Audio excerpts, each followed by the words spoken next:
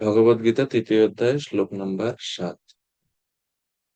তো ভগবান 6 থেকে 9 নম্বর শ্লোক পর্যন্ত মিথ্যাচারী কর্মত্যাগী বনাম সদাচারী কর্মযোগী এই বিষয়ে বর্ণনা করছেন। তো 6 নম্বর শ্লোকে সেই মিথ্যাচারী কর্মত্যাগী যিনি আহ, সেই উন্নত স্তর পারমার্থিক উপলব্ধি ব্যতি রেখে তিনি কর্ম ত্যাগ করে মনে মনে সেই বিষয়গুলো, ইন্দ্রিয় বিষয়গুলোকে স্মরণ করে, তাকে মিথ্যাচারী ভণ্ড বলা হয়ে থাকে। তো আমরা গত ক্লাসে দেখলাম এই বিষয়ে যে অনেকগুলো জিনিস আলোচনা করা হয়েছিল গত ক্লাসে। অনর্থ, অভিলাষ, ভগবানের ভাগবতম থেকে সেই শ্লোকটি আমরা দেখলাম যে কিভাবে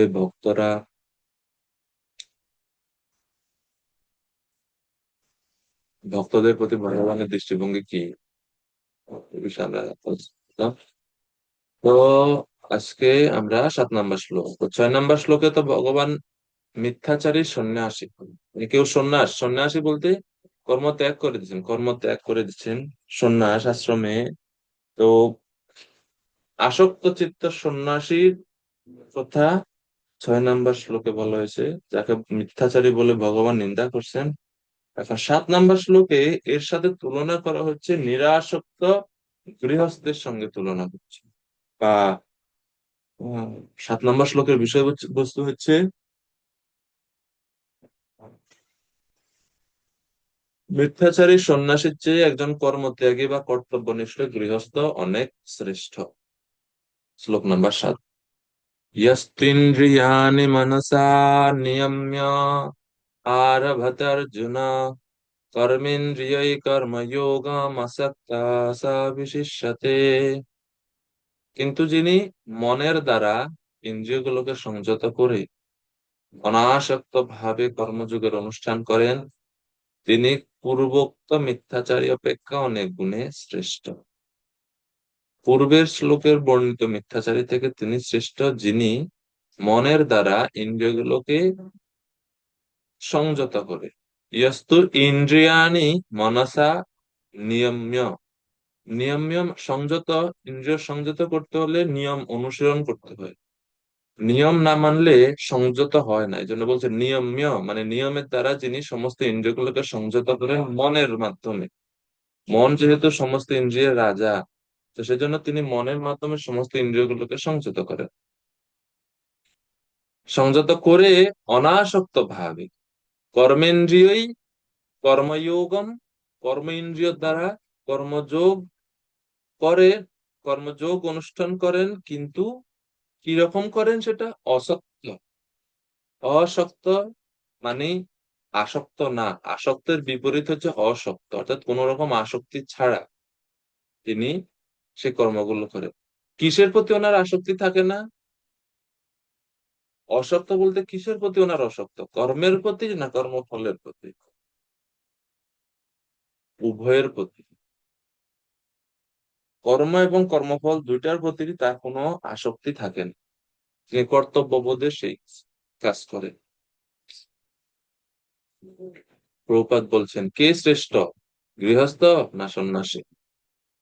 প্রভুপাদ বলছেন অজ্ঞ জনসাধারণের প্রতারণাকারী মর্কট বৈরাগী হওয়ার চাইতে একজন ঐকান্তিক ব্যক্তি যে এই পদ্ধতি অনুসরণ করে সে অনেক উন্নত স্তরে অধিষ্ঠিত। যে সমস্ত ভণ্ড সাধু লোক, যে সমস্ত ভণ্ড সাধু লোক ঠকাবার জন্য ধ্যান করার ভান করে, তাদের থেকে একজন কর্তব্যনিষ্ঠ মেথরও অনেক মহৎ। এই এই তাৎপর্যের এই লাইনটা ছিল প্রভুপাদের খুবই গুরুত্বপূর্ণ এবং অনেক প্রসিদ্ধ, ফেমাস। এই তাৎপর্যের এই লাইনটা যে ভণ্ড সাধু লোক ঠকাবার যে সমস্ত ভণ্ড সাধু লোক ঠকাবার জন্য ধ্যান করার ভান করে, তাদের থেকে একজন কর্তব্যনিষ্ঠ মেথরও অনেক অনেক ভালো। যেন প্রভুপাদ ভণ্ড সাধু হওয়ার থেকে মেথর হওয়া ভালো, এটা কিভাবে? কারণ ভণ্ড সাধু থেকে একজন কর্তব্যনিষ্ঠ মেথর ভালো, কারণ সে যে ভণ্ড, তার ভেতর ভোগ বাসনা আছে, অথচ তা প্রকাশ না করে সাধু সেজে মানুষকে প্রতারণা করছে, এবং সে নিজেও প্রতারিত হচ্ছে। শুধু যে অন্যদেরকে প্রতারিত করছে তা না, নিজেও প্রতারিত হচ্ছে। কিন্তু যে কর্তব্যনিষ্ঠ মেথর, সে অনেক ভালো, কেননা সে তার স্বধর্মে স্থির আছে। একসময় সে ধীরে ধীরে জড়জগৎ থেকে মুক্ত হতে পারবে, কিন্তু যে ভণ্ড সাধু আছে সে নরকে গমন করবে। আর বর্ণাশ্রমের উদ্দেশ্যই হচ্ছে এটা মানুষকে ক্রমান্বয়ে তাকে লক্ষ্যের দিকে নিয়ে যাওয়ার জন্য প্রচেষ্টা। এই হচ্ছে বর্ণাশ্রম ব্যবস্থা। একজন নিষ্ঠাবান গৃহস্থ কৃষ্ণ ভাবনাময় কর্তব্য কর্ম করার মাধ্যমে তার গন্তব্যে পৌঁছাতে পারে।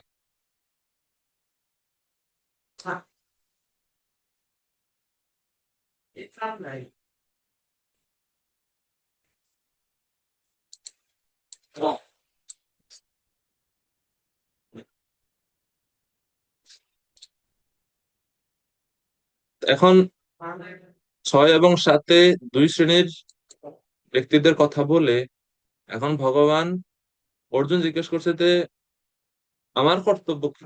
আমি কোনটা করব? নম্বর শ্লোকে বলছেন, দেহ প্রতিপালনের জন্য হলেও তোমাকে শাস্ত্রোক্ত কর্ম করতে হবে। তো শাস্ত্রবিহিত কর্ম অনুশীলন করো, আসক্তি ত্যাগ করে। সেটাই নম্বর শ্লোকে ভগবান নির্দেশ দিচ্ছেন অর্জুনকে।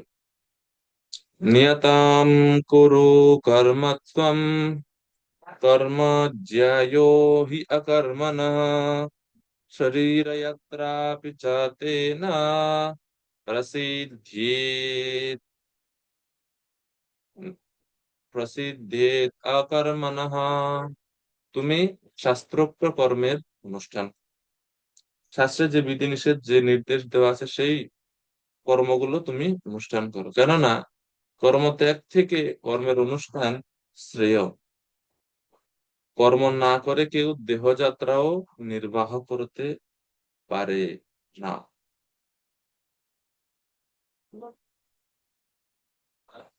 কর্ম কর্ম না করে কেউ দেহযাত্রা নির্বাহ করতে পারে না, সেজন্য অর্জুন, তুমি কর্ম করো।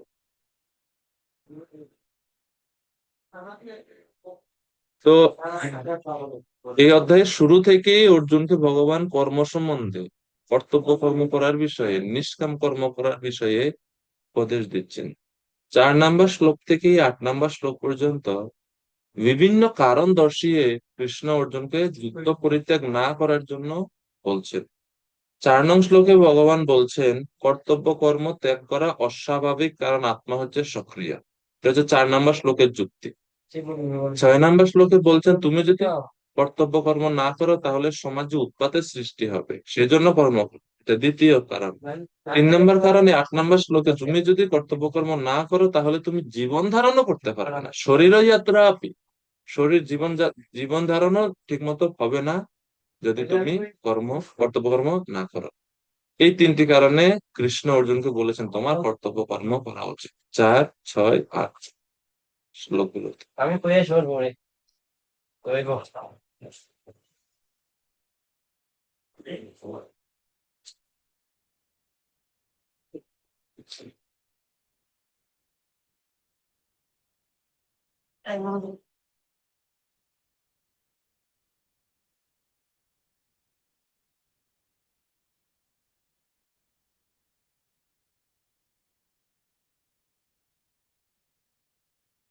তো এইভাবে 8 নম্বর শ্লোকে ভগবান অর্জুনকে কর্তব্য কর্ম করার জন্য উপদেশ দিচ্ছেন।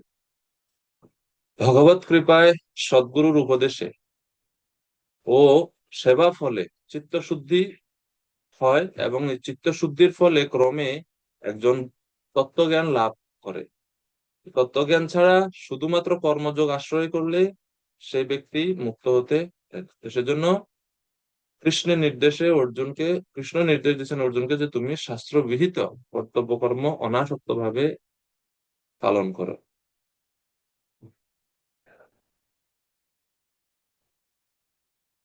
বর্ণাশ্রম পন্থা অবলম্বন করে।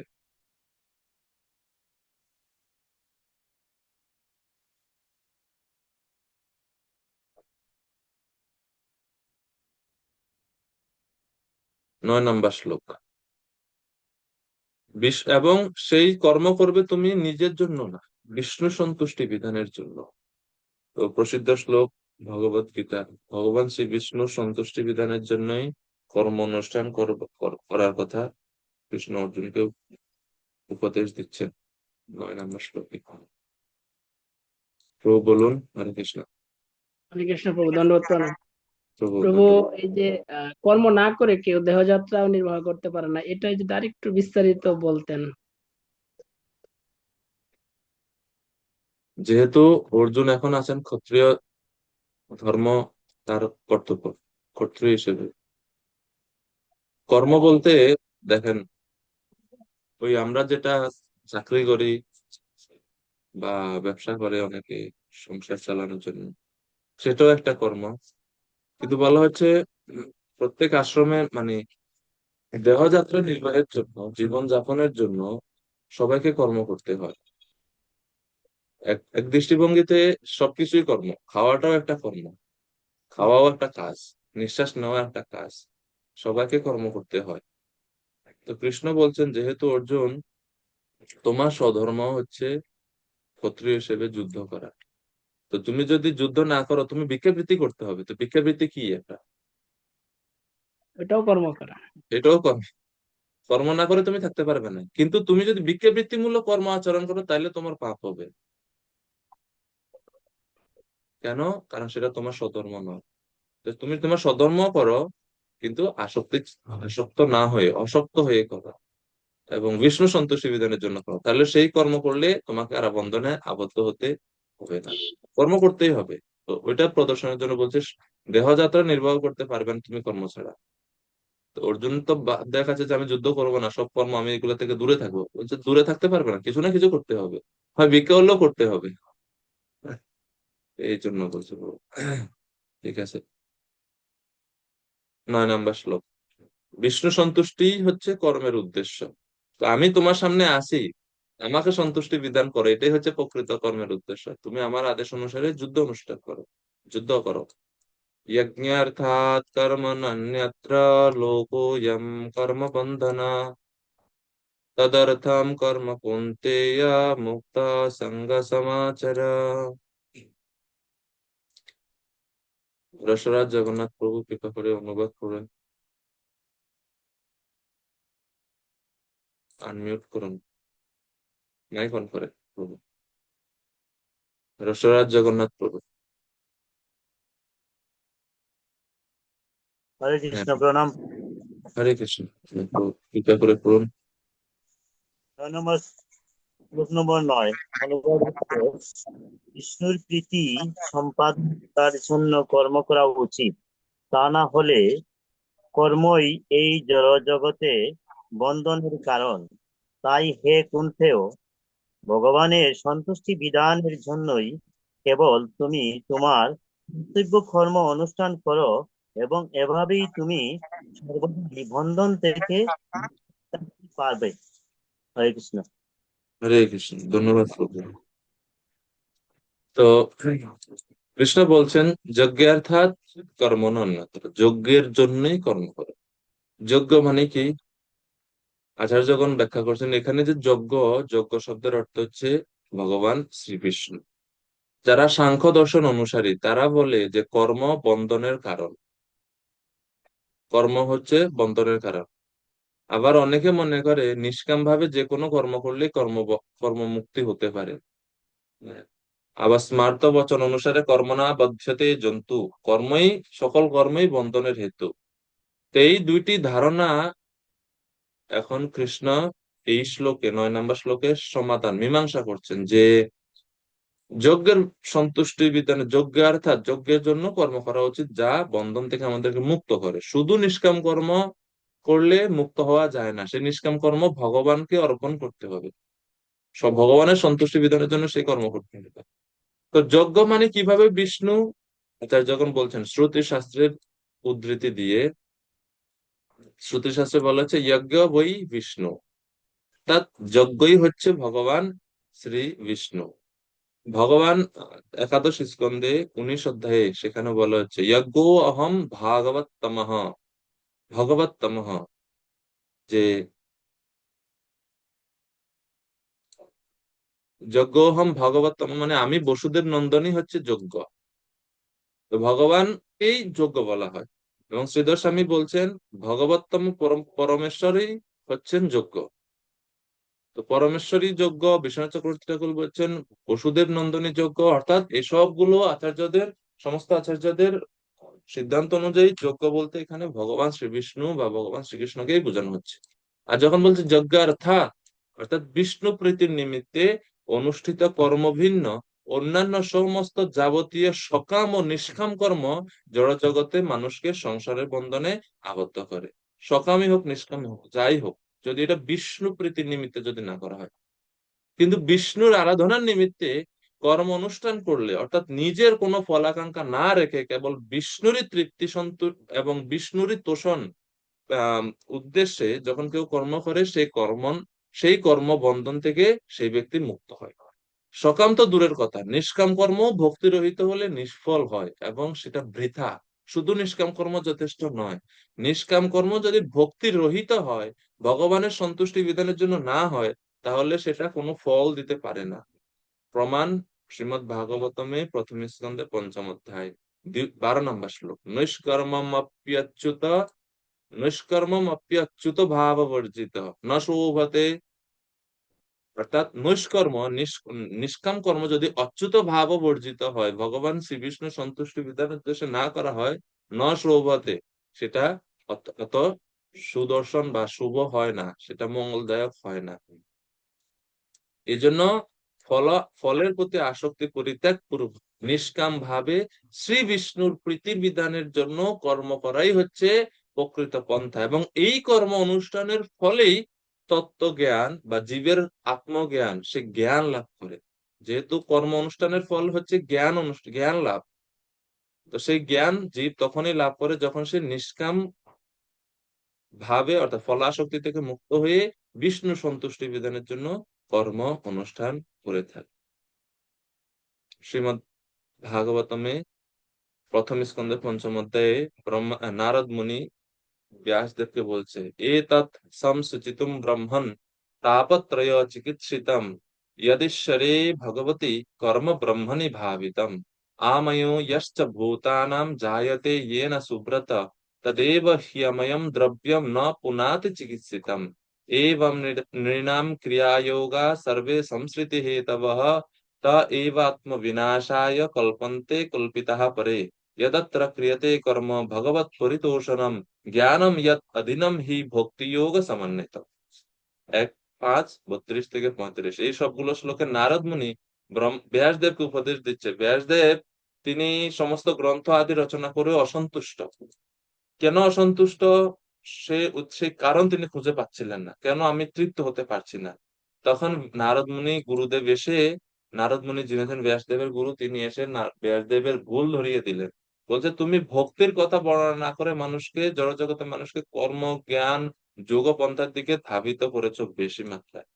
তো কিভাবে কর্ম বন্ধনের কারণ এবং কোন কর্ম প্রকৃত মুক্তির কারণ, এই শ্লোকগুলোতে তিনি বলছেন, হে ব্রহ্মজ্ঞ ব্যাসদেব, সর্বনিয়ন্তা ভগবানের যে কর্ম সমর্পিত হয়, ভগবানের উদ্দেশ্যে যে কর্ম সমর্পিত হয়, তাই হচ্ছে তাপত্রয় নিবর্তক।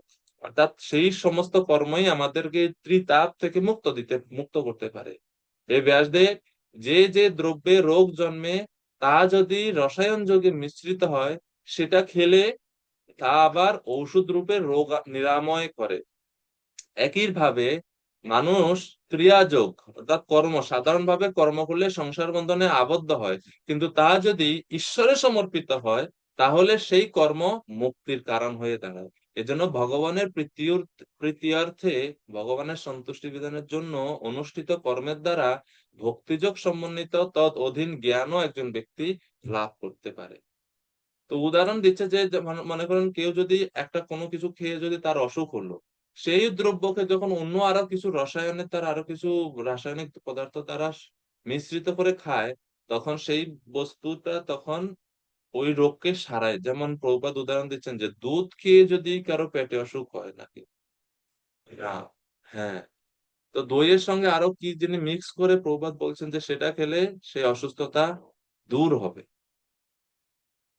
দুধ দিয়ে তৈরি দই, সেই দই খেলে অসুস্থতা দূর হবে, এরকম।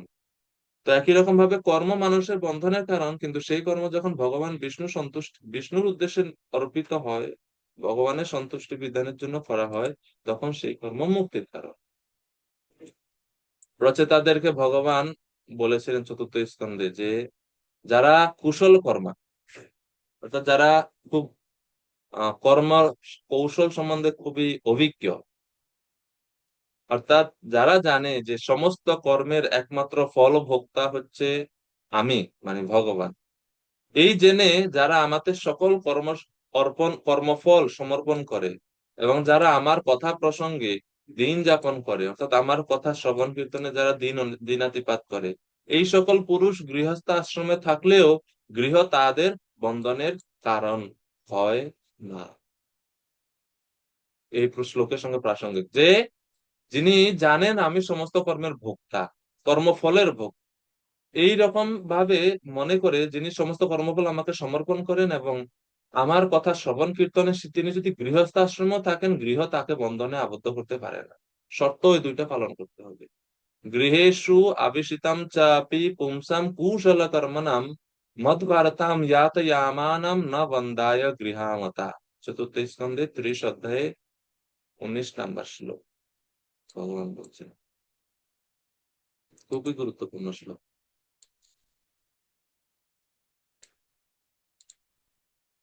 নিজের সুখবিলাস ত্যাগ পূর্বক শুক্ল বৃত্ত দ্বারা বিষ্ণু আরাধনা করতে হবে এবং শ্রী বিষ্ণুর প্রসাদের দ্বারাই দেহযাত্রা নির্বাহ করতে হবে, তাহলে সংসার বন্ধনে আবদ্ধ হতে হবে না। ক্লিয়ার নির্দেশ। আর যদি কেউ অন্যত্র কর্ম করে, অন্যত্র কর্ম তদর্থম কর্ম কৌন্তেয় মুক্ত সঙ্গ সমাচার।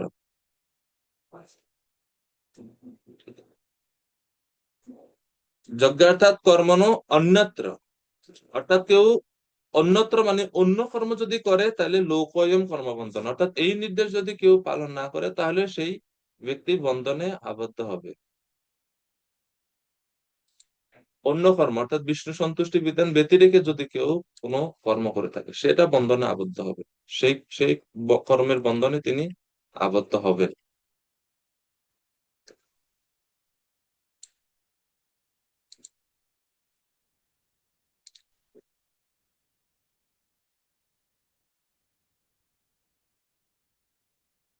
তো শিল প্রভুপাদ তাৎপর্যে বিস্তারিত ভাবে কিভাবে যজ্ঞ অর্থাৎ কর্ম করতে হবে, ভগবান বিষ্ণু সন্তুষ্টি বিধানের জন্য কর্ম করতে হয়, সেই বিষয়ে প্রভুপাদ বলছেন।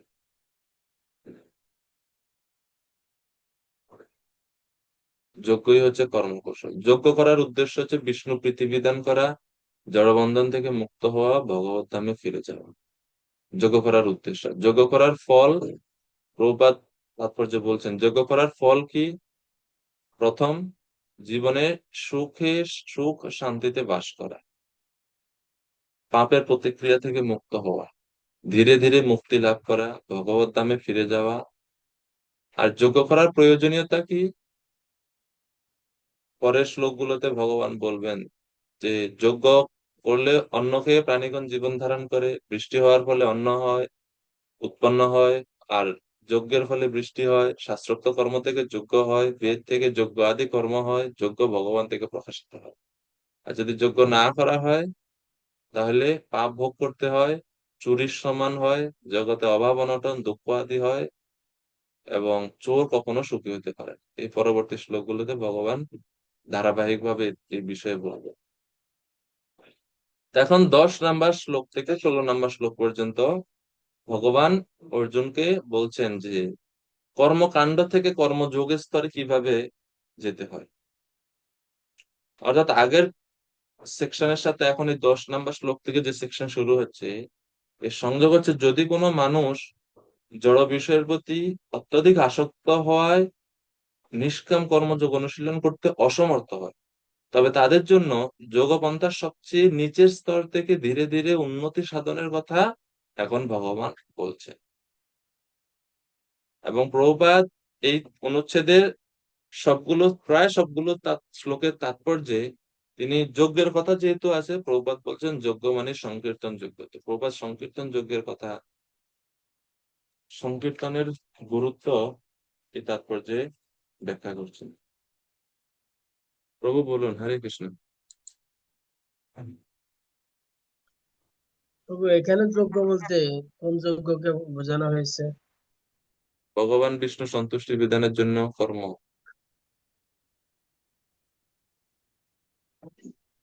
যজ্ঞ বলতে দুইটাই আছে, কিন্তু বিষ্ণু সন্তুষ্টি বিধানের জন্য কর্মটাই এখানে যজ্ঞের কর। মানে কৃষ্ণ যেহেতু অর্জুনকে বলছে কোন যজ্ঞটা করার জন্য বলছে? এখানে কর্মযজ্ঞের কথাই আছে, বিষ্ণু সন্তুষ্টি বিধানের জন্য কর্মযোগ্য। কর্ম। পরে ভগবান বলবেন জপানাম জপ যজ্ঞানাম জপ যজ্ঞস্মি, এটা পরে, যে সমস্ত যজ্ঞের মধ্যে আমি জপ যোগ্য। কিন্তু এখন যেহেতু কর্মযোগ, এখানে কর্তব্য কর্ম বা বিষ্ণু সন্তুষ্টি বিধানের জন্য কর্মেরই প্রাধান্য। এখন যে যজ্ঞ, এটা আমরা কর্মযোগই বুঝবো, মানে বিষ্ণু সন্তুষ্টি বিধানের জন্য কর্মকেই বুঝবো। হুম। বহুপাত আমাদের জন্য, যেহেতু আমরা কলিযুগের, কলিযুগের বাসিন্দা, অধপতিত জীব, আমাদের জন্য যজ্ঞ যেহেতু সংকীর্তন যজ্ঞের জন্য, প্রভুপাদ বলছেন যজ্ঞ বলতে আমাদের সংকীর্তন যজ্ঞ করা উচিত। প্রভুপাদ সংকীর্তন যজ্ঞের জন্য জোর দিচ্ছে। শ্লোক নাম্বার 10।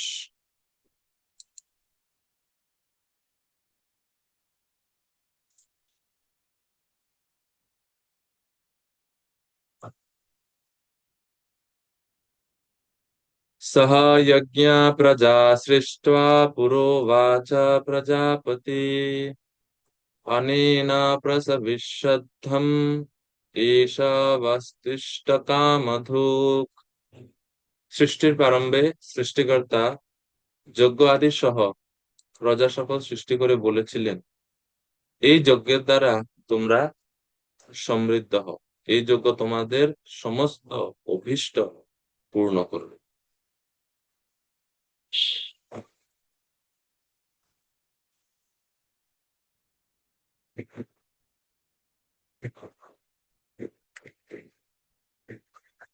প্রজাপতি সর্বেশ্বর বিষ্ণু, জগৎপতি বিশ্বের আত্মা ঈশ্বরকে প্রজা সকল সৃষ্টি করার সময় তিনি বলেছেন, যজ্ঞ দ্বারা তোমরা সমৃদ্ধ হও। সৃষ্টির প্রারম্ভে তো যজ্ঞ দ্বারা তোমরা সমৃদ্ধ হও, যজ্ঞ অনুষ্ঠান করে তোমরা তোমাদের অভীষ্ট পূর্ণ, তোমাদের সমস্ত অভীষ্ট পূর্ণ করবে এই যজ্ঞ। যজ্ঞ দ্বারা অভীষ্ট পূর্তি হবে। শ্রীল প্রভুপাদ বলছেন যে ভগবান শ্রী বিষ্ণু এই জড়জগৎ সৃষ্টি করে মায়াবদ্ধ জীবদের ভগবত ধামে ফিরে যাবার সুযোগ করে দিয়েছেন। পরমেশ্বর ভগবান শ্রীকৃষ্ণের সঙ্গে তাদের যে নিত্য সম্পর্ক রয়েছে, সে সম্পর্কের কথা ভুলে যাবার ফলেই জীব সকল এই জড়া প্রকৃতিতে পতিত হয়ে জড় বন্ধনের দ্বারা আবদ্ধ হয়ে রয়েছে। তারা কৃষ্ণের সাথে তাদের সম্পর্ক ভুলে গেছে। এই জন্য বেদের বাণীর দ্বারা আমাদের সেই শাশ্বত সম্পর্কের কথা ভগবান মনে করিয়ে দেন। কেননা ভগবত গীতায় বলা হচ্ছে যে বেদিশ্চ সর্বৈর অহমেব বিত্ত, বেদ, সমস্ত বেদের উদ্দেশ্য হচ্ছে ভগবানকে জানা। বৈদিক মন্ত্রে বলা হচ্ছে প্রতিম বিশ্বাস্য আত্মেশ্বরম, তাই সমস্ত জীবের ঈশ্বর হচ্ছে ভগবান শ্রী বিষ্ণু। শ্রীমৎ ভাগবতের দ্বিতীয় স্কন্ধে 4 নম্বর শ্লোকে বলা হচ্ছে যে কিভাবে ভগবান শ্রী বিষ্ণু হচ্ছে সবকিছুর পতি। শ্রিয়াপতি যজ্ঞপতি প্রজাপতি ধিয়াম পতির্লোকপতি ধরাপতি পতি গতিশ্চন্ধক বৃষ্ণি সাত্বতাম প্রসীদতাম মে ভগবান সতাম পতি। তো এই শ্লোকে যে প্রজাপতি শব্দ ব্যবহার করা হচ্ছে, এই প্রজাপতি শব্দ দ্বারা ভগবানকে ইঙ্গিত করা হচ্ছে।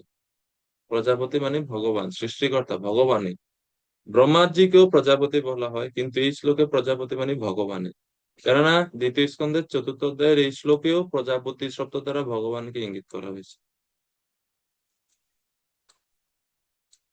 তো ব্রহ্মাজিও বোঝায়, আবার ভগবানকেও বোঝায়, দুইটাই অর্থ করা যায় এই প্রজাপতি শব্দের। শ্রুতি এবং স্মৃতি থেকে আমরা যদি দেখি তাহলে প্রজাপতির দ্বারা আহ নারায়ণকে ইঙ্গিত করা হয়। সেই পরম করুণাময় ভগবান নারায়ণ বা প্রজাপতি সৃষ্টিকালে তিনি দেখলেন যে অনাদিকাল থেকে মানবাদী প্রজাসমূহ স্বীয় প্রকৃতি শক্তিতে বিলীন হয়ে অবস্থান করছে, তারা মায়ায় আবদ্ধ হয়ে আছে এবং তারা তাদের জীবনের যে মূল উদ্দেশ্য সেটা ভুলে আছে। তো সেই জন্য সেই অবস্থা থেকে বা বদ্ধ দশা থেকে তাদেরকে মুক্ত করার জন্য ভগবান যজ্ঞ, আরাধনার পদ্ধতি, বেদ, উপদেশ সবকিছু ভগবান প্রদান করলেন এবং প্রজাদেরকে তিনি বললেন যে আমা কর্তৃক প্রবর্তিত এই যজ্ঞ তোমাদের অভীষ্ট ফল প্রদান করুক, অর্থাৎ তোমাদের হৃদয় বিশুদ্ধ করুক, তোমাদের আত্মজ্ঞান প্রদান করুক এবং দেহযাত্রাও সম্পাদন করবে তোমরা এই যজ্ঞ দ্বারা। বাঞ্ছিত মুখ্য ফল প্রদান করুক এই যজ্ঞ, যার দ্বারা জীব তাদের এই দেহযাত্রাও আহ নির্বাহ করতে পারবে এবং অন্তিমে তারা আত্মজ্ঞান লাভ পূর্বক মোক্ষ লাভ বা ভগবানকেও তারা প্রাপ্ত হতে পারবে। তো এভাবে যজ্ঞ অবশেষের দ্বারা অর্থাৎ বিষ্ণু প্রসাদের দ্বারাই দেহযাত্রা নির্বাহের বিধান ভগবান প্রদান করছেন। ভগবত প্রসাদ ব্যতি রেখে বা ভগবানকে নিবেদন না করে, যজ্ঞ না করে, ভগবানকে নিবেদন না করে দেহযাত্রা যখন কেউ নির্বাহ করে সেই সেই কর্মের ফলে তিনি জড়জগতের বন্ধনে আবদ্ধ হন। আর যেহেতু যজ্ঞের কথা আছে, শিলা প্রভুপাদ বলছেন কলিযুগের যজ্ঞ হচ্ছে সংকীর্তন যজ্ঞ। সংঘবদ্ধ ভাবে উচ্চস্বরে ভগবানের নাম কীর্তন করার মাধ্যমে আমরা ভগবানকে এই কলিযুগে অর্চন করতে পারি বা পূজা করতে পারি। কৃষ্ণ বর্ণম ঈশা কৃষ্ণ সঙ্গ পাঙ্গস্ত্র পার্ষদম যজ্ঞৈ সংকীর্তন প্রায়ই যজন্তি হি সুমেধস। বৈদিক শাস্ত্রে আর যে সমস্ত যাগ যজ্ঞের কথা বলা হয়েছে সেগুলো অনুষ্ঠান করা এই কলিযুগে সম্ভব নয়, কিন্তু সংকীর্তন যজ্ঞ এত সহজ ও সহজ সরল যে উৎসাহ সহকারে সকলে অনায়াসে এই যজ্ঞ অনুষ্ঠান করতে পারে। তো প্রভুপাদের তাৎপর্য বলছেন জড় সৃষ্টির উদ্দেশ্য হচ্ছে বদ্ধজীবদের ভগবত ধামে ফিরে যাওয়ার সুযোগ দান করা। কিভাবে তারা ভগবত ধামে ফিরে যাবে সেই জন্য ভগবান বেদ, যজ্ঞ আদি সমস্ত আরাধনা পদ্ধতি প্রদান করেছে। যজ্ঞ করলে কি উপকার? জড় জগতের সুখ লাভ হয়, জীবের হৃদয় পরিশুদ্ধ হয় এবং অন্তিমে ভগবত ধামে ফিরে যাওয়া যায়। যজ্ঞ কিভাবে অভীষ্ট কাম্য ফল প্রদান করে?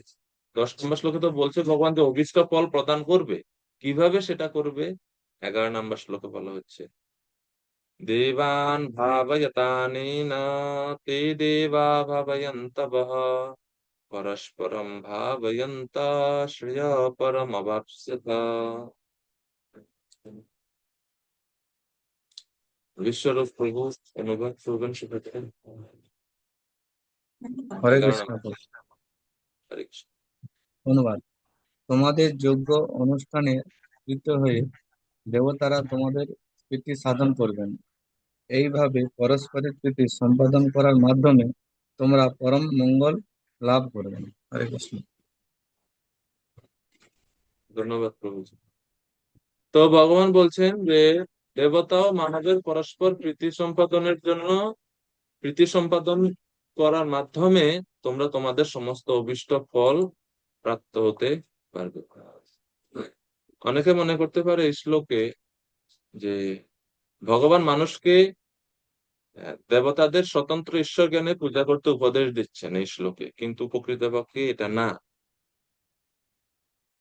বলদেব বিদ্যাভূষণ তার টিকার মধ্যে সর্বপ্রথমে তিনি বলেছেন যে শ্রী ভগবানের অঙ্গভূত ইন্দ্র আদি দেবগণের পূজা করার বিধান আছে, অর্থাৎ শাস্ত্রে আছে দেবা নারায়ণ অঙ্গজা, সমস্ত দেবতার হচ্ছে নারায়ণের অঙ্গ। তো এইভাবে এখানে যে বলছে দেবান দেবতা, অর্থাৎ তোমরা দেবতাদের, তুমি যদি দেবতাদের প্রদান করো তাহলে দেবতারাও তোমাকে কিছু প্রদান করবে। বা ভাগবতমে বলা হচ্ছে বাহব লোক পালানাম, অথবা আরো একটা শ্লোকে বলা হচ্ছে ইন্দ্রাদয় বাহব আহুরস্ত্রা, অর্থাৎ সমস্ত দেবতারা হচ্ছে ভগবানের অঙ্গ। দেবগণকে পরমেশ্বর ভগবান নারায়ণের অঙ্গ প্রত্যঙ্গ রূপে আরাধনা এবং ভগবানের নির্দেশ মতো আচরণ করলে ভগবানের সন্তোষজনক বা ভগবানের সন্তুষ্টি বিধান হয় এবং সেটা ভক্তির অনুকূল। তো দেবতাদেরকে ভগবান থেকে স্বতন্ত্র জ্ঞানে উপাসনা বা পূজা করার এখানে নির্দেশ দেওয়া হচ্ছে না। দেবতাদেরকে যখন কেউ নারায়ণের সাথে সমান বা স্বতন্ত্র ঈশ্বর জ্ঞানে পূজা করে, সেটা হচ্ছে বেদ বিধি বহির্ভূত এবং ভক্তি বিরুদ্ধ এবং অপরাধজনক। আর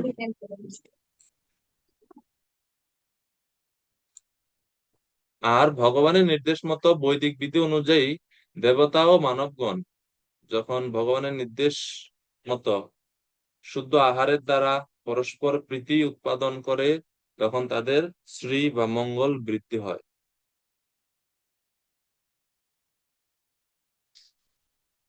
ভগবানকে নিবেদন করে আহারের মাধ্যমে চিত্তশুদ্ধি হয়। 13 নম্বর শ্লোকে সেটা ভগবান বলে।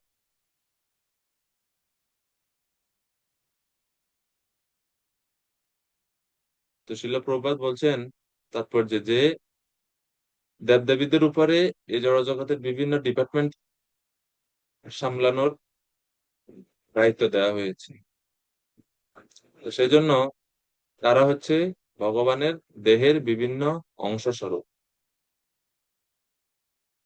গীতায় 4th অধ্যায়ে ভগবান বলছেন যে যথা মাম প্রপদ্যন, যে যেভাবে আমাকে ভজনা করবে আমি তাকে সেভাবে পুরস্কৃত করে।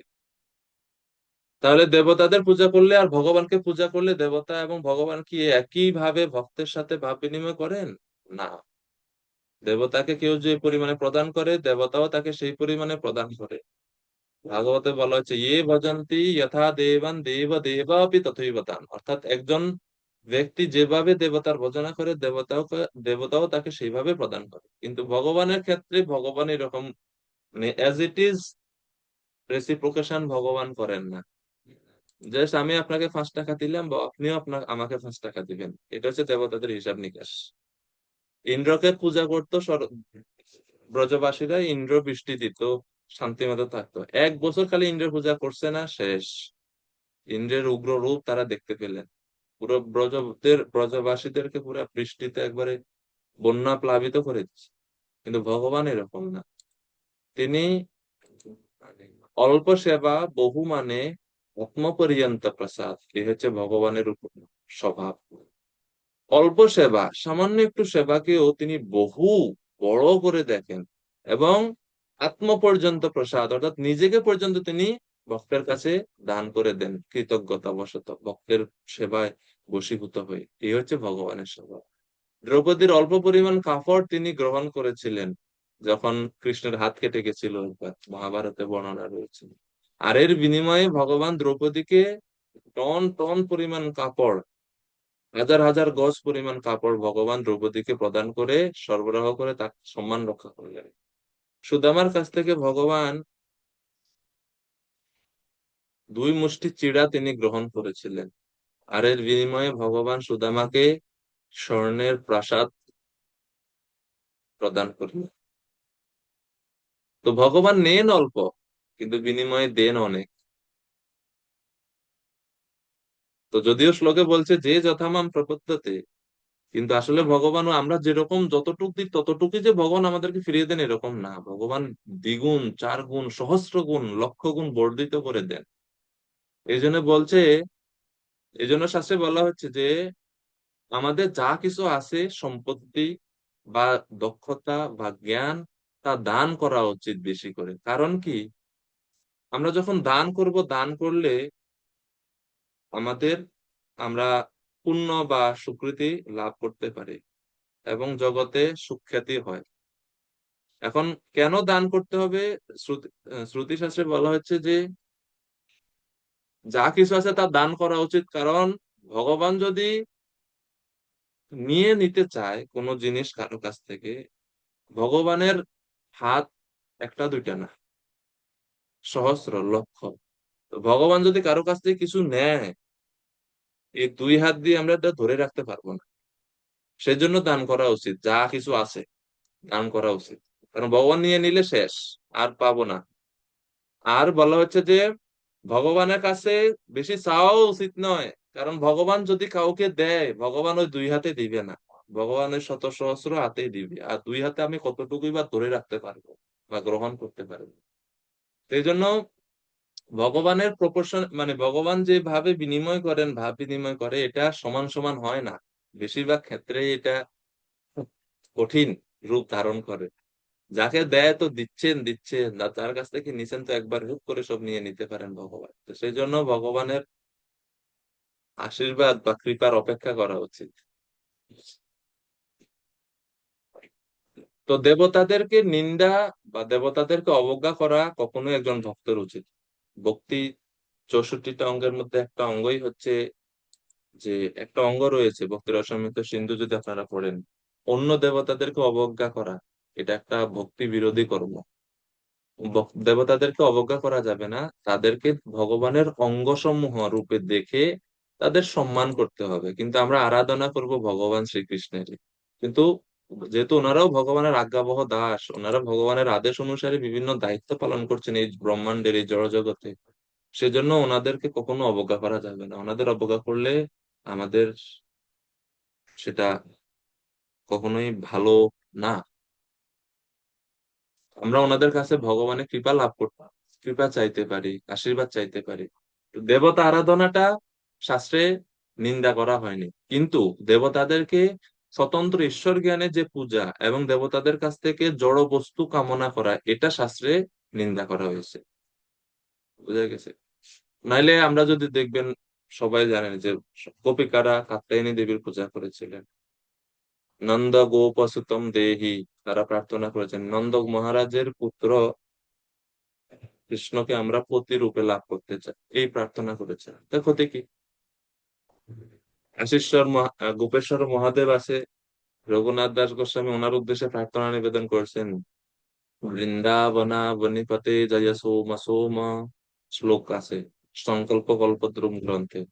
তিনি শিবজির কাছে প্রার্থনা করেছেন। সমস্যা কি? কৃষ্ণ ভক্তি চাইছেন তিনি ওনার কাছে, কোনো ক্ষতি নাই।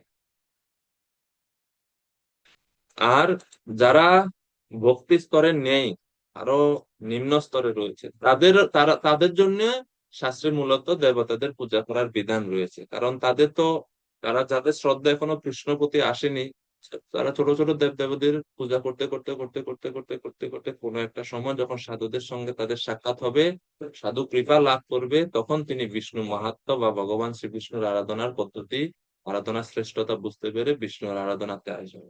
তার পূর্বে ওনাকে অভ্যাসের জন্য দেবতা আরাধনা ওনারা করতে পারে। এটা হচ্ছে, এই জন্য শাস্ত্রে রয়েছে বিভিন্ন দেবদেবীর পূজা করার উপায়, বিধান। 12 নম্বর শ্লোক।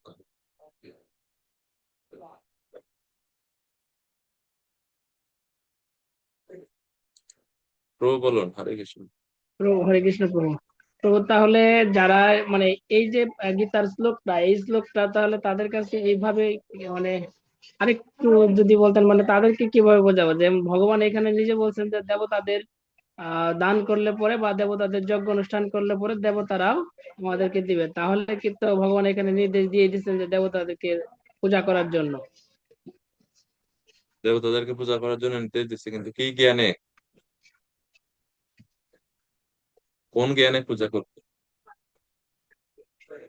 দেবা নারায়ণ অঙ্গজা, দেবতার হচ্ছে নারায়ণের অঙ্গ স্বরূপ। ভগবান নারায়ণের বা ভগবান শ্রী বিষ্ণুর অঙ্গ স্বরূপ। এই জন্য দুইটা ভাবে আমরা এটারে ব্যাখ্যা করতে পারি, যে যেহেতু দেবতারা ভগবানের আদেশ অনুসারে জড়জগতে বিভিন্ন চুপ থাকো। দায়িত্ব পালন করছে, সেজন্য তাদেরকে আমরা অসম্মান করতে পারি না, তো সম্মান করতে হবে তাদেরকে অবশ্যই। আবার একই সঙ্গে আমরা যখন এই দৃষ্টিতে দেখবো যে তারা হচ্ছে দেবতার হচ্ছে ভগবানের বিভিন্ন অঙ্গ, অর্থাৎ আমি যখন দেবতাদের উদ্দেশ্যে যদি কোনো জিনিস কেউ প্রণাম নিবেদন করে বা আহ কোনো কিছু দান করে, এই মনোভাবে তিনি দিতে পারে যে আমি ভগবানের অমুক অঙ্গে আমি এই বস্তুটা দান করছি, বা আমি ভগবানের ওই অঙ্গের প্রতি সম্মান প্রদর্শন করছি।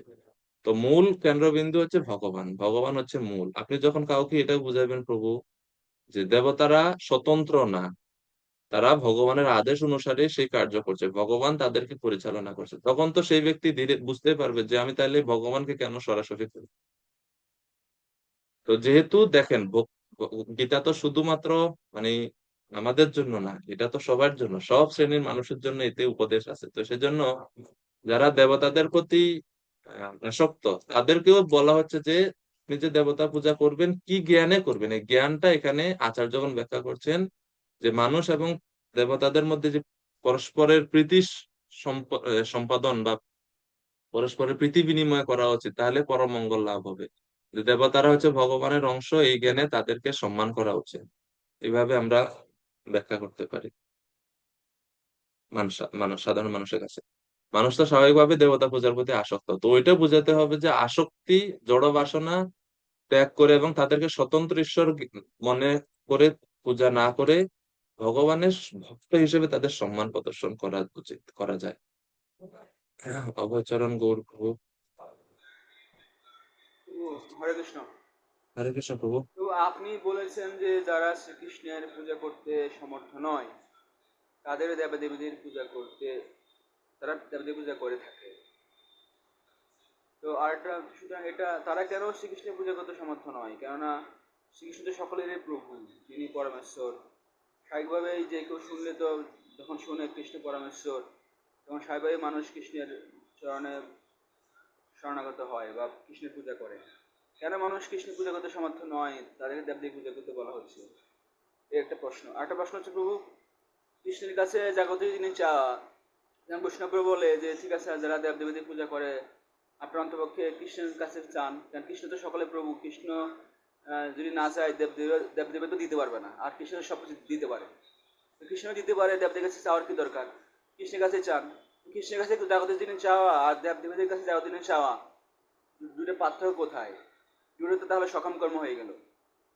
একটা প্রশ্ন, লং প্রশ্ন হয়ে গেল প্রভু। ধন্যবাদ প্রভুজি।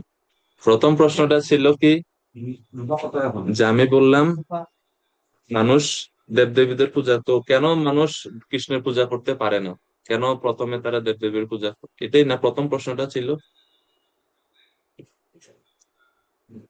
আপনি প্রচার করেন, 10 জন স্টুডেন্টকে যখন আপনি কৃষ্ণ কথা শোনাবেন, 1 জন বা 2 জন জব করতে আগ্রহী হয়, বা 5 জন আগ্রহী হয়, আর 5 জন হয় না, দোষ কার? আপনার, না কৃষ্ণ কথার, না তাদের? কেন তারা আকৃষ্ট হলো না?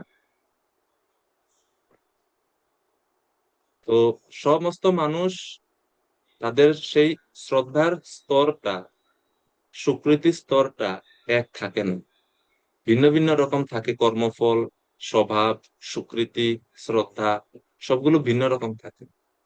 তো যাদের শ্রদ্ধা বা স্বীকৃতিটা অনেক নিম্ন স্তরে আছে, আপনি যদি তারে প্রথমে ভক্তির জন্য খুব জোর দেন তাহলে বিগড়ে বসে।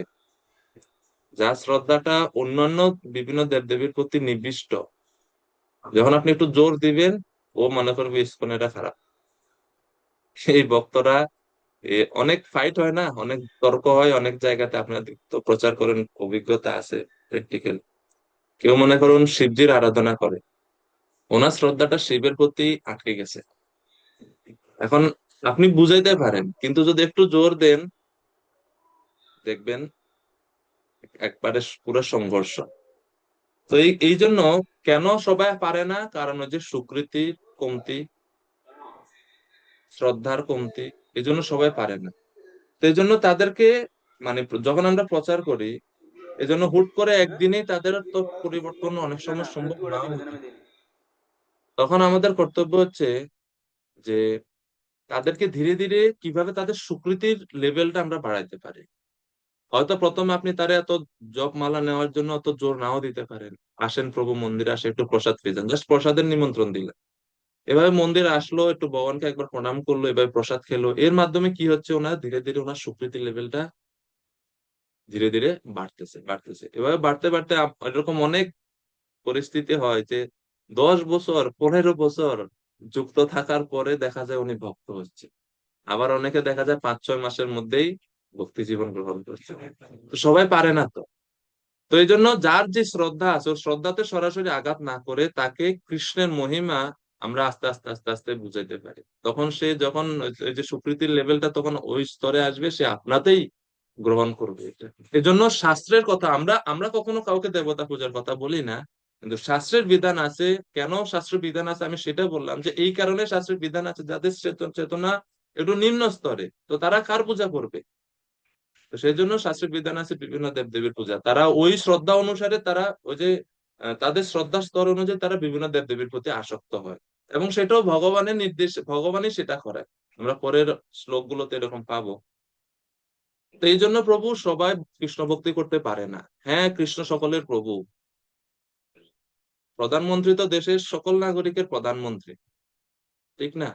সবাইকে তো ওনাকে প্রধানমন্ত্রী মানা উচিত, কিন্তু তারপরেও তো কিছু মানুষ থাকে যারা প্রধানমন্ত্রীকে প্রধানমন্ত্রী হিসেবে মানতে চায় না, এবং তাদের জন্য জেলখানা আছে।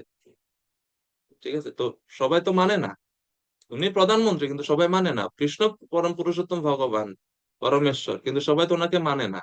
তো যারা মানে না তাদের জন্য অন্যান্য পন্থা রয়েছে। ধীরে ধীরে যখন তারা শুদ্ধ হবে, তাদের সেই জ্ঞান, শুদ্ধ চেতনা বা শুদ্ধ জ্ঞান আসবে, তখন তারা কৃষ্ণ ভক্তিতে আসতে পারবে। সেটা হয়তো অনেক জীবন লেগে যেতে পারে।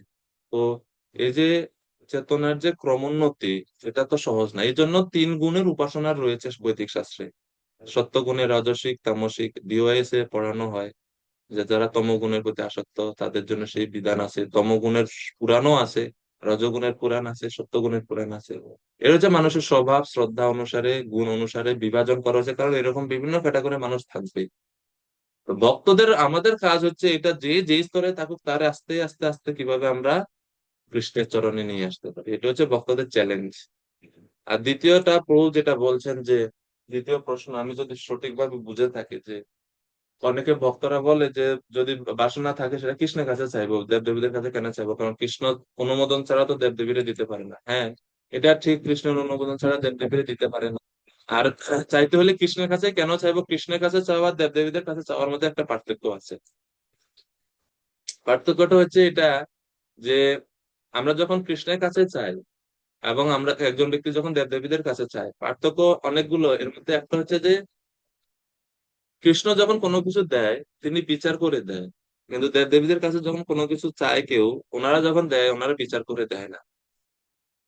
আপনি সিগারেট দোকান থেকে একটা সিগারেট নেন আর বাবার কাছে সিগারেট চান, একরকম হবে? কখনোই না। দোকানদারকে আপনি টাকা দেবেন, এ দিয়ে দিবে, ও বিচার করবে না আপনার বয়স কত, তুমি কি করো, পড়াশোনা করো, তোমার তো সিগারেট খাওয়া ভালো না, উপদেশ কখনোই দিবে না দোকানদার, দিয়ে দিবে। তো জড় বিষয় সেটা দেবদেবতাদের কাছে চাইলে ওনারা দিয়ে দিবে। ওনারা বিচার করবেন এটা, এটা এই এই বর পেয়ে বা এই আশীর্বাদ পেয়ে, এই বস্তু পেয়ে আমার কি ভালো হবে, আমার ভক্তিতে না খারাপ হবে। কিন্তু কৃষ্ণের কাছে যখন সেই বিষয়টা চাওয়া হয়, কৃষ্ণ দিবে না। যেরকম একজন পিতার কাছে যদি কেউ সিগারেট চায়, বাবা একটা সিগারেট দাও খাই, বা একটা সিগারেট কিনবো টাকা দাও, পিতাশ্রী কখনো, পিতা কখনো দিবে না। পিতা যদি, অনেক পিতা অনেক সময় দেখা যায় পিতা সিগারেট খায় কিন্তু উনি চায় না ওনার সন্তান সিগারেট খায়, এরকম। তো পিতা কখনোই দেয় না। মূল বিষয় হচ্ছে কেন দেয় না, কারণ পিতা সন্তানের মঙ্গল চায়। পিতাশ্রী চিন্তা করে যে এটা খেলে যে ছেলের ভালো হবে না খারাপ হবে। তো কৃষ্ণ হচ্ছে আমাদের পরম পিতা, পিতা আহমস্ত জগত মামে বংশ জীব লোকে। তো আমরা যেহেতু ওনার অংশ, উনি অংশের ক্ষতি করতে, অংশ কিভাবে ওনার কাছে ফিরে যাবে সেই জন্য তিনি চেষ্টা করেন। সহজে তিনি জড় জিনিস এই জন্য দিতে চায় না। এই জন্য বলা হয় যে চাইতে হলে কৃষ্ণের কাছেই চাও। মানে দুইটাই আছে, অকাম সর্বকাম বা মোক্ষ কাম উদারধি তীব্রেন ভক্তি যোগেন যজেত পুরুষম পরম। এই হচ্ছে ভাগবতের সিদ্ধান্ত। জড় জিনিস যদি দেবতাদের কাছে চাওয়া হয়, দেবতারা সহজে দিয়ে দিবে। আর ওনারা দিয়ে দিবে, কিন্তু এমন ভাবে দিবে যাতে ওই বস্তুর প্রতি বা ওই জড় বস্তুর প্রতি আসক্তি আরো বাড়ে। কিন্তু কৃষ্ণের কাছে যখন কোনো কিছু চাইবে কেউ, কৃষ্ণের কাছে চাওয়ার ফলে কৃষ্ণ হয়তো দিবে, কিন্তু এমন ভাবে ওই বস্তু তাকে দিবে যে ওই বস্তু চাওয়ার বা ওই আসক্তি আর তার হৃদয়ে জাগবে না, এমন ভাবে কৃষ্ণ দিবে। এই জন্য চৈতন্য চরিতামৃতের প্রসিদ্ধ শ্লোক আছে, আমি বিজ্ঞ তুমি মূর্খ, বিষয় কেনে দিব, সচরণামৃত দিয়া বিষয় বুলাই। ভগবান বিষয় দেয় না, কিন্তু আবার কখনো কখনো দেয়, এমন ভাবে দেয় যাতে ওই বিষয় আর তার মধ্যে বিষয় বাসনাটা না আসে।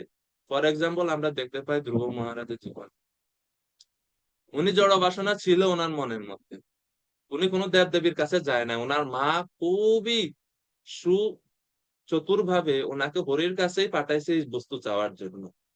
পথের মধ্যে নারদ মুনির সাথে দেখা হয়েছে, নারদ মুনিও বলছে ঠিক আছে হরির কাছে যাও। ওনারা কেউ কিন্তু এই বাসনা ত্যাগ করতে বলেনি, কেননা ধ্রুবর ওই রকম মেন্টালিটি ছিল প্রথমে। ওকে বললে ধ্রুব শুনবে না, ধ্রুবকে উনি উপদেশ দিয়েছে, "এ ছোট মানুষ, কি তুমি রাগ করছো, মায়েরা কত কিছুই বলে, ছোট মানুষ রাগ করে, যাও বাড়ি যাও, খেলাধুলা করো।" তাও যায় না, বলছে আরে তুমি যে একা একা বনে আসছো, জানো হিংস্র পশু পাখি পশু জন্তু থাকে এখানে, তোমাকে খেয়ে ফেলবে, তো যাও। তাও যায় না। উপদেশ দিতে যাচ্ছে যে আরে এরকম রাগ করতে না, ক্রোধ মানুষের আত্মাকে হনন করে, আত্মার উন্নতিতে ধ্বংস করে, ক্রোধ ত্যাগ করো। তাও শোনে না। নারদ মুনি তখন বলছে ঠিক আছে তুমি শ্রীহরির আরাধনা কিভাবে করবে বলে দিচ্ছি, মধুবনে গিয়ে তপস্যা করো। আর যেহেতু তুমি, ওনার মনোভাব যাই হোক, যেহেতু তিনি কৃষ্ণের কাছে চাইছে বা হরির কাছে চাইছে, বিষ্ণুর কাছে চাইছেন, এজন্য ওই জড় বস্তু ওনাকে দিছে ভগবান, আবার ওনাকে জ্ঞানও দিছে যে জড় বস্তু চাওয়াটা ঠিক হবে। এই জন্য যখন ভগবান আশীর্বাদ দিছে 36,000 বছর রাজ্য শাসন করো, এরপরে ধ্রুবলোক লাভ করো, হাত জোড় করে বলছে স্থানাভিলাষী তপসি স্থিতোয়ম ত্বম প্রাপ্তবান দেব মুনীন্দ্র গুহ্যম স্বামীন কৃতার কাচম বিচিন্নান অভিদিব্য রত্নম স্বামীন কৃতার তস্মি বরম নয়া আছে।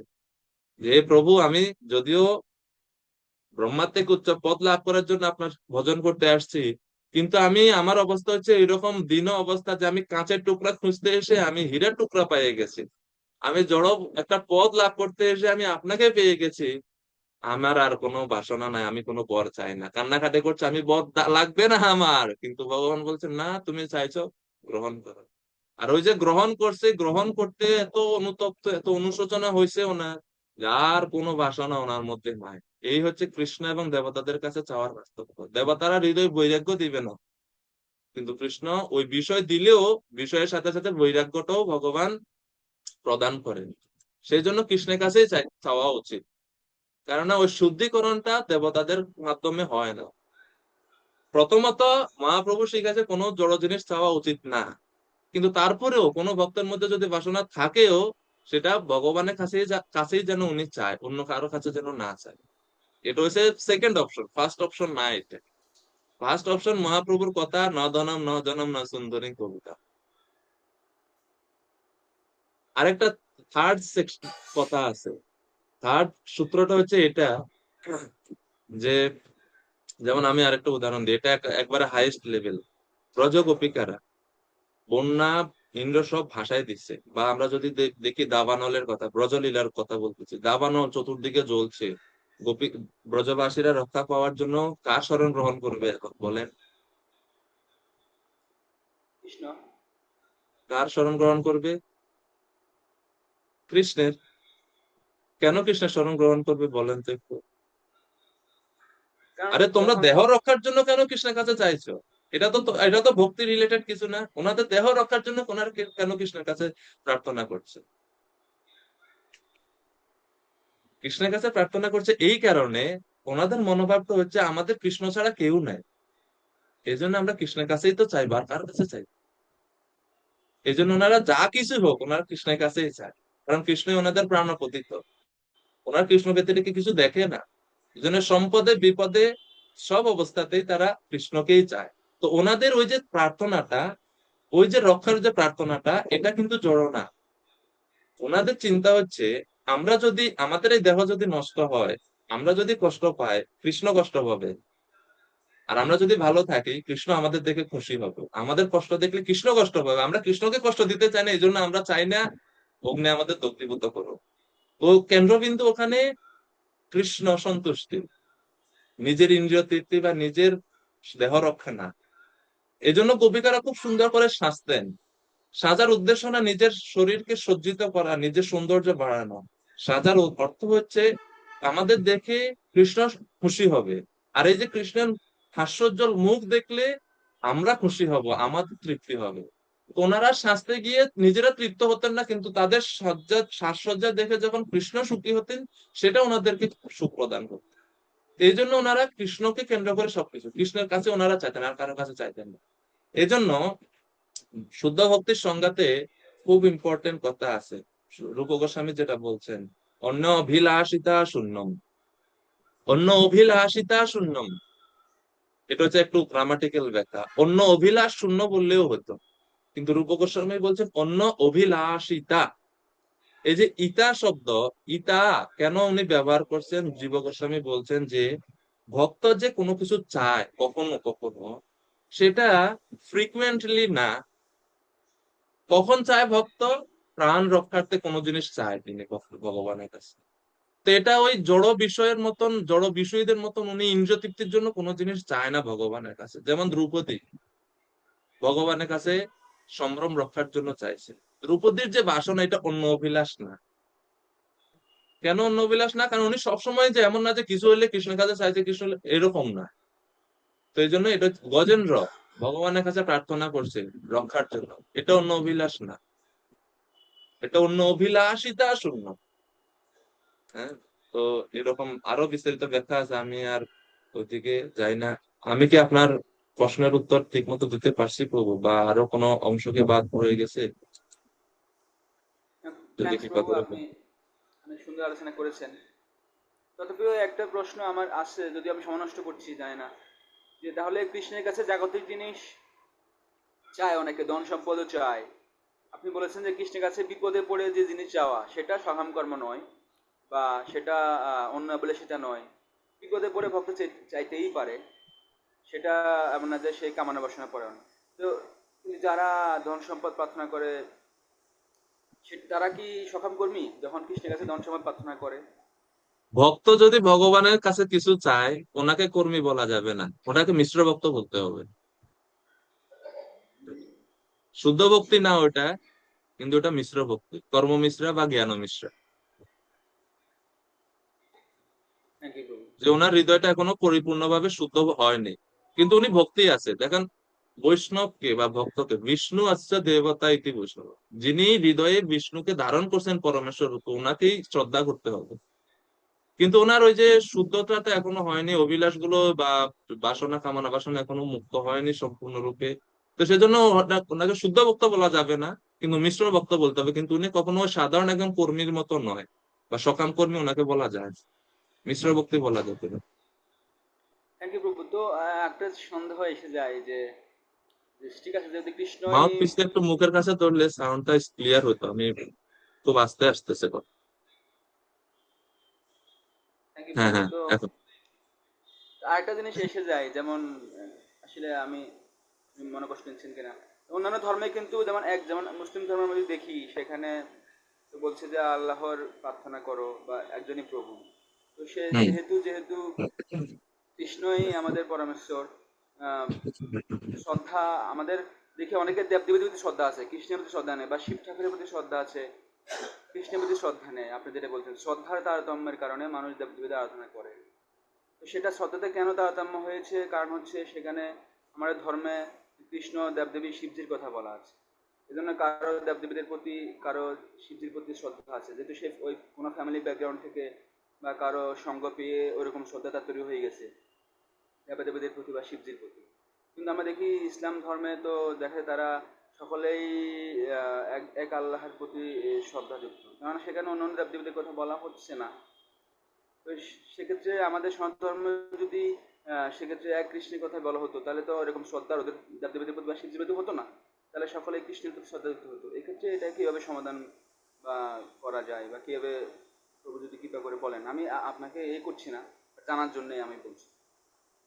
ধন্যবাদ প্রভুজি। এটা হচ্ছে সনাতন ধর্মের সৌন্দর্য। কৃষ্ণ কাউকে জোর করে ওনার দিকে আনতে চায় না। কৃষ্ণ চায় জীব স্বাভাবিকভাবে তার হৃদয় থেকে আমাকে ভালোবাসুক। সে যখন তার হৃদয়ে আমার প্রতি পূর্ণ ভালোবাসাটা আসবে, তখনই সে আমার কাছে আসুক। এই জন্য অনেক পন্থা আছে, অনেক পথ আছে। যদি পথ একটাই থাকে, সেখানে স্বাধীনতার অপব্যবহার হয় এবং জোর জবরদস্তির প্রকাশ হয়। এই জন্য কৃষ্ণ অনেক পন্থা দিচ্ছে, হাজার হাজার পন্থা আছে। যেই পন্থা তুমি ইচ্ছা সেইখানে যাও। আর তুমি যদি আমার কাছে আসতে চাও, সেই রাস্তাও খোলা আছে। তো এর দ্বারা কৃষ্ণ ফিল্টারিং করতেছে যে প্রকৃতপক্ষে কারা মুক্তি লাভের অভিলাষী এবং কারা মাকে প্রকৃতি ভালোবাসে। আমাদের সঙ্গ, আমাদের বংশগত সংস্কার, আমাদের শ্রদ্ধা ডিফাইন করে অনেক সময়, কিন্তু যার শুদ্ধ মানে সুকৃতি আছে, সে ওই রাস্তাতেই যাবে, হাজার পন্থাতেও হাজার উপদেশ, হাজার সংস্কারেও তাকে তার পারিবারিক কথায় সে মানে আটকাতে পারবে না। ফর এক্সাম্পল প্রহ্লাদ মহারাজ, ওনার বংশে কেউ ভক্ত নাই, কিন্তু ওনার সংস্কার, ওনার পূর্ব জীবনের যে যা কিছু ওনার হৃদয়ে উনি ধারণ করে আসছেন, ওনার গন্তব্য বিষ্ণুর দিকে, বিষ্ণুর দিকে উনি ধাবিত হচ্ছে। শত চেষ্টাও ওনাকে বিষ্ণু থেকে বিচ্যুত করতে পারে না। তো এইটাই হচ্ছে ভক্তদের মানে কৃষ্ণ এই জন্য এটা দিয়েছেন, বৈদিক পন্থাটা এই জন্য এত মহৎ, যেখানে স্বাধীনতা রয়েছে এবং ভগবান কখনো জোর করেন না কাউকে। এর পূর্ণ ভালোবাসা স্তর থেকেই ভক্তি হয়।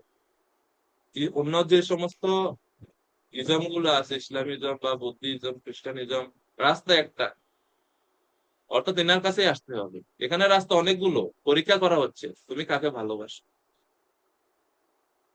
তো ভালোবাসাটা হচ্ছে ভগবত ভক্তির বা সনাতন ধর্মের সর্বোচ্চ স্তর, প্রেম, কৃষ্ণ প্রেম, যেটা বলি আমরা। অর্থাৎ এখানে অনেক প্রতিকূলতা সত্ত্বেও আমি কৃষ্ণকেই চাইবো, এই স্তরে না আসা পর্যন্ত কৃষ্ণ ভক্তি হয় না। আর এই জন্য উনি অনেক পন্থা দিয়েছেন আগে, যে যে যার প্রতি আসক্ত সেখানে যায়। আর যে আমার প্রতি আসক্ত সে আমার কাছে আসবেই, সেটা যত সঙ্গেই থাকুক, যাই কিছু থাকুক। আর যখন তার প্রকৃত সুকৃতি স্তর যখন বা সুকৃতি লেভেল যখন তার একটা নির্দিষ্ট পর্যায়ে চলে আসে, তখন ভগবান তার ভক্তকে প্রেরণ করেন ওই ব্যক্তির কাছে, তাকে উপদেশ দিয়ে তাকে ভগবান তার দিকে নিয়ে আসে। তো এই জন্য ভগবান এত পন্থা দিচ্ছেন, যেন শুদ্ধ প্রেমিকরা বা যারা শুদ্ধ ভক্তরা তারা যেন ভগবানের কাছে আসতে পারে এবং তাদের মহিমা যেন বৃদ্ধি পায়। যাদের অন্যান্য বাসনা আছে তারা অন্যান্য দেবতাদের কাছে যাবে, তাদের শ্রদ্ধা অন্যান্য দেবতাদের প্রতি হবে, ভগবানের প্রতি তাদের শ্রদ্ধাটা হবে না, কেননা তাদের স্তরটা এখনো নিম্ন স্তরে আছে। আস্তে আস্তে তারা উন্নত হবে, ধীরে ধীরে। বৈদিক শুদ্ধিকরণ পদ্ধতিটা অনেক ক্রমান্বয়ে বা ধীরে ধীরে হয়ে থাকে, কিন্তু সবাইকে ভগবান যুক্ত করছে। যারা একবারে ঘোর মানে কি বলে অঘোরই আছে তাদেরকেও যুক্ত করছে, কিন্তু আবার শুদ্ধ সাত্বিক স্তরে যারা আছে তাদেরকেও যুক্ত করছে বিভিন্ন মাত্রায়, বিভিন্ন মাধ্যমে, যেন সবাইকে যুক্ত রাখা যায়, কেউ যেন এখান থেকে বাদ না যায়। সব আছে এখানে, এমনকি নিরীশ্বরবাদ পর্যন্ত আছে, যে ভগবান নাই তাও আছে। চার্বাক মুনির দর্শনও আছে ভারতবর্ষে প্রচলিত। সবাইকে রাখছেন এই কারণে, ভালোবাসা স্তর থেকে যেন কেউ কৃষ্ণের কাছে আসে, জোর জবরদস্তি করে না হয়। মানে তুমি যেটা ইচ্ছা করো, জীবের উপর স্বাধীনতা। উনি ডিমান্ড করতেছে না যে তোমাকে আমার কাছে আসতেই হবে এই জন্মে, একটাই পন্থা। এইরকম ভালোবাসাটা পরীক্ষা নইলে হবে না, তো কিভাবে হবে যদি একটাই থাকে।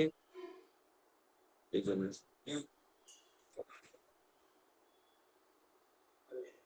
হরে কৃষ্ণ। থ্যাংকস। হরে কৃষ্ণ। সম্মুখ প্রভু হ্যান্ড রেজ করছিলেন, প্রভু কিছু বলবেন? না প্রভু, আমি মেসেজে লিখে দিছি। মেসেজ একটা পন্থা থাকলে তো সেটা রাষ্ট্র গণতন্ত্র হবে না।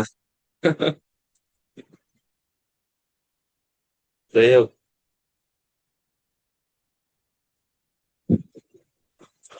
প্রাসঙ্গিক প্রশ্ন ছিল, দরকার প্রশ্ন থাকলে অনেক ভালো। হরে কৃষ্ণ হরে কৃষ্ণ কৃষ্ণ কৃষ্ণ হরে হরে, হরে রাম রাম রাম হরে হরে। এখানে আজকে বিশ্রাম রাখতে হবে, 12 নম্বর শ্লোক থেকে কালকে।